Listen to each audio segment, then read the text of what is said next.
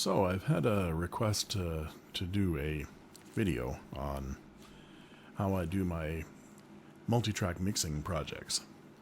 So I thought I'd start here with this website.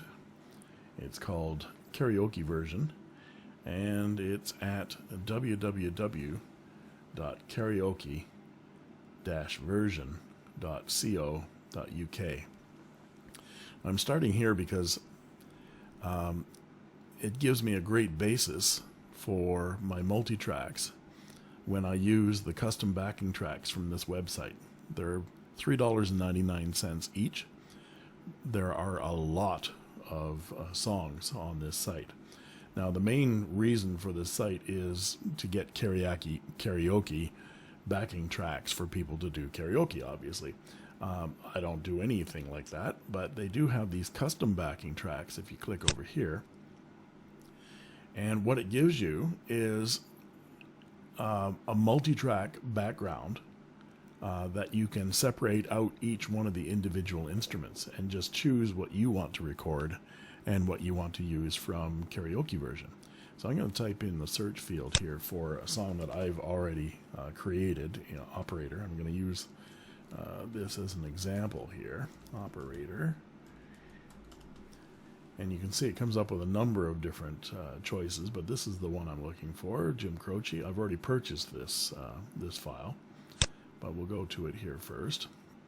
And it's going to try to play here. I'm just going to turn it off for a second just to show you. When you click on any one of these songs, this is the way it comes up with all the tracks engaged. But it's a multi-track, as you can see. In this particular version, it's got, all of the ones will come with a click track, which is great for keeping your project on tempo. And so I always use a click track. The drum kit, bass, a couple acoustic guitars, piano, and backing and lead vocals. Now, out of this, I'm probably going to only use the drums and the piano, because I'm going to do the bass, the guitars, and the vocals all myself. But when I buy this, I'm going to be able to download each of these individual tracks, and I'll use all of them to line my audio up. And I'll just mute the ones that I'm going to record over top of. So you can see how this works. I'm going to play just a section here. And when you haven't purchased it, and you're just looking at this site to start with, and you're looking at a file that you want to maybe purchase, it'll come up like this, and you can sample. Operator, well, could you help me place this call? Just about a minute or so of the center of a song, just so you can hear what all the different tracks are. And you can isolate any one of these so you can hear what the acoustic guitar part sounds like.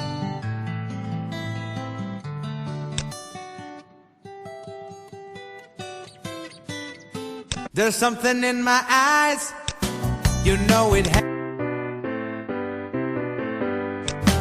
I think of those. You get the idea.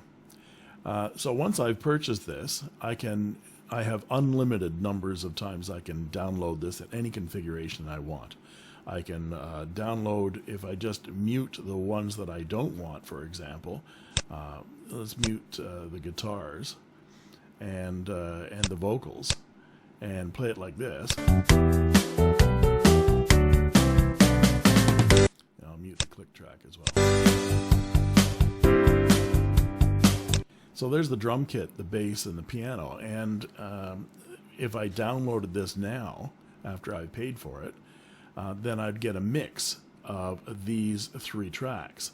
And I can shift left, right, that kind of thing. But I tend not to do that because I can do that in my recording software. But this mixes these. I don't tend to do that, but if that's what you want to do, it'll already have it pre-mixed on one MP3.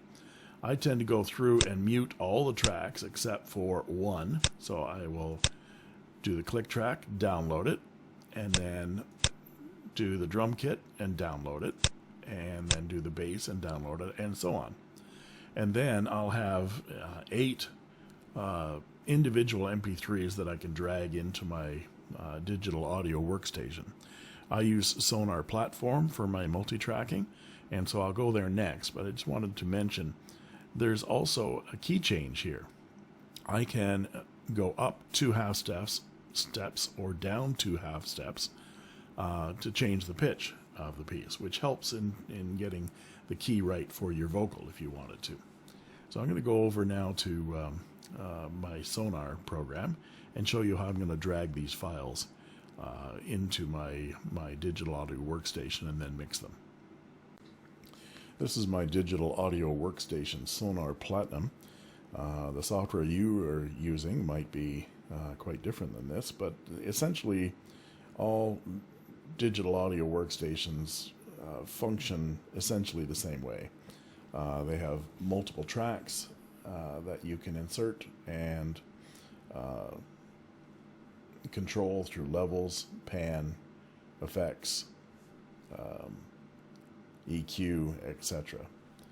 What I'm going to do now is I've got a media bin here which just lists the files that I've saved from karaoke-version, all of the different tracks that I saved from that file. And I'm going to drag them into Sonar. So this one here, I'm just going to drag over there.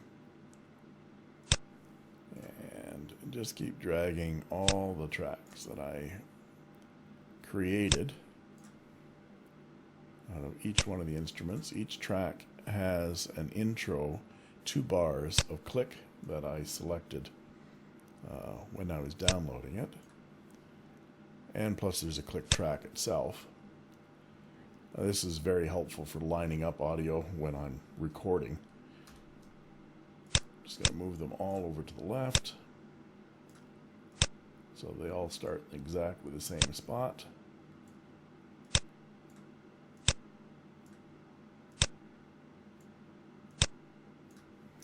And we can get rid of the bin.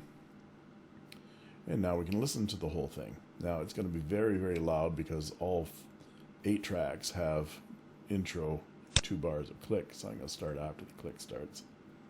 And I'm going to mute the click track itself, which is this one here. There.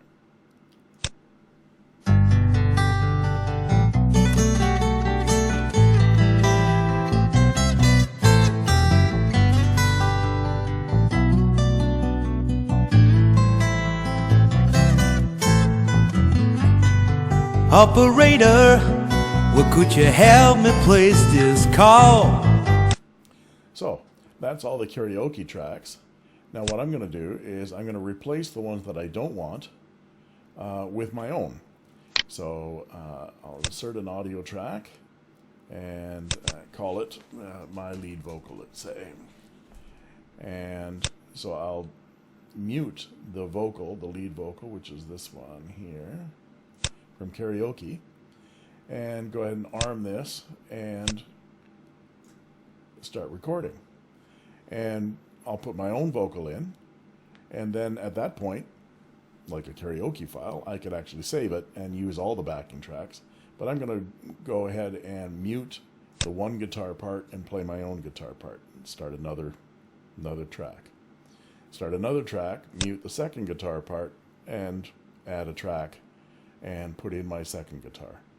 Same thing with the bass, and same thing with the backing vocals, until I get a file that has just a couple of karaoke tracks, you know, piano and drums and stuff like that, and then the rest is me, and mix it in a way, change the volume on each one of the tracks so it's balanced, change the pan left and right, add effects like reverb, add some EQ to EQ out the frequencies that instrument doesn't use. For example, in bass, I'll EQ out the upper range that the guitar is taking care of, and maybe some low rumble off it, whereas the acoustic, I'll roll off the bass area that the bass is taking care of so the instruments don't fight each other, that kind of thing. And there are some presets that you can load for these different effects, for reverbs, for EQs, and that kind of thing. Once I've got all of the files mixed, then I'll create a waveform, a wave file. At this point, I'm just going to close this file. This was just a dummy to show you how I drag the files in. Close that. and I'm going to open the file that I created for Operator. And here you'll be able to see, here are all the karaoke tracks that I'm not using, and here are all the ones that that I created. Actually, this one here, the drum track and the piano track, are from karaoke, but the rest of them I created myself. And so we can listen to a little bit of that.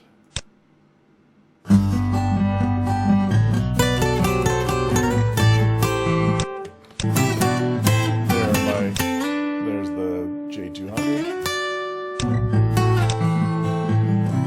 There's the Martin. Operator, well, could you help me place this call?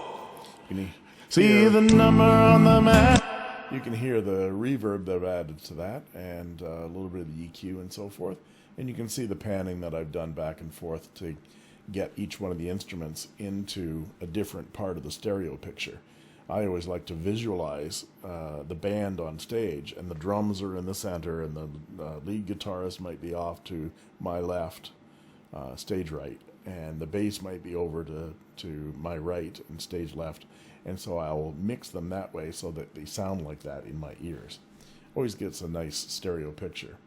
Once I've got all the tracks EQ'd and balanced and so forth the way that I like, then I just go ahead and select each one of the tracks that are going to be in my final, and I go File, Export, Audio, and it creates a stereo wave file of my entire mix. Then I'll take that mix file and master it. Now I can do that mastering inside Sonar. I can actually bring it in and do some mastering with Sonar, but I like using a small program called WavePad, which is free, where I'm going to go to next to show you how I do a little bit of mastering with a simple interface. So this is WavePad. It's by NCH Software. It is free. If you Google NCH Software and go to their website, they have a lot of different products, but the WavePad software is actually free. There are some features in here that you need to unlock with a pro version, but the ones that I use for mastering are part of the free package. So I'm just going to open my operator file, and there we go. So here's my operator wave file that I created from Sonar. And what I'll do here is I'll go to the end and listen to it fade out. And if I haven't done any fading out in Sonar, I can grab the last bit there and go into choose a fade out there.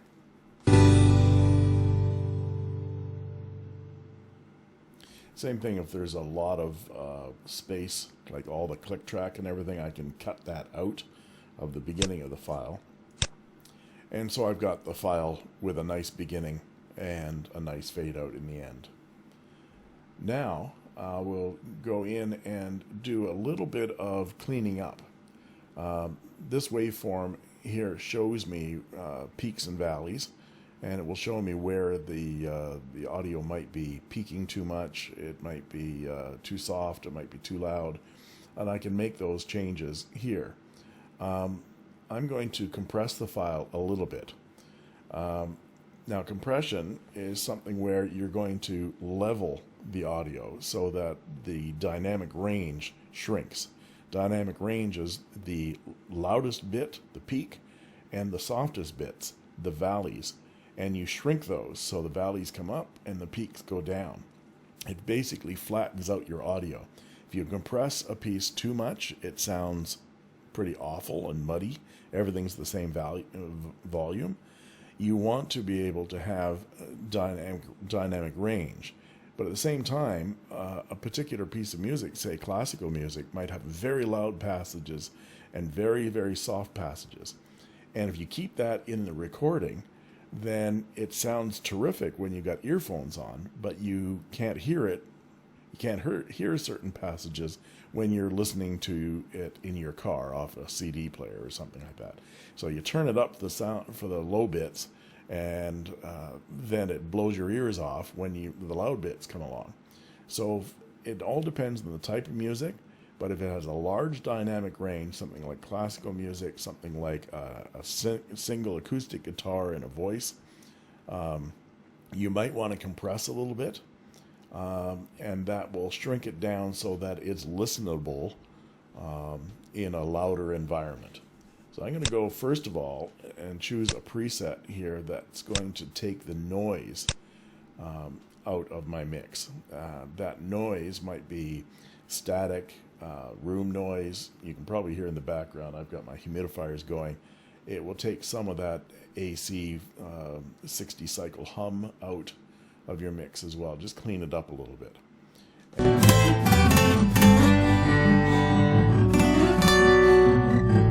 So I can listen to that, didn't change it too much. And then I'm going to add a little bit of compression. And I've got a preset here for just adding a little bit. It just squeezes the file just slightly.